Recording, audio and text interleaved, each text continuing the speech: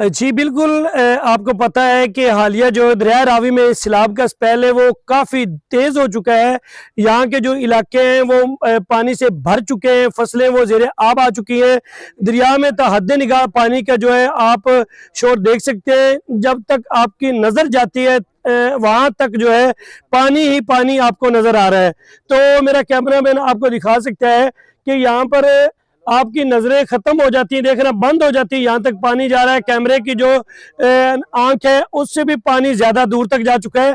यहाँ पर जो इमदादी कैंप लगाया गया है वो तकरीबन पानी में गिर चुका है। अभी उन्होंने टीमों ने अपने आप को रेस्क्यू किया है, खुद को रेस्क्यू करके वो एक ऊंची जगह पर ले गए।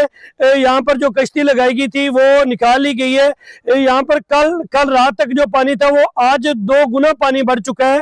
तो वहां पे अगर बात की जाए हेड बल्लो की मुकाम पर 1,95,000 का रेला गुजर रहा है और इधर 1,35,000 का रेला जो गुजर रहा है।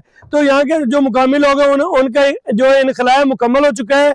फसलें जो है टोटल काफी हद तक जो है वो ज़ेरे आ चुकी हैं। हमारी इन यहाँ के जो लोग हैं उनसे बार बार यही गुजारिश है कि वो अपने आप को महफूज मुकाम पर मुंतकिल करें। जी।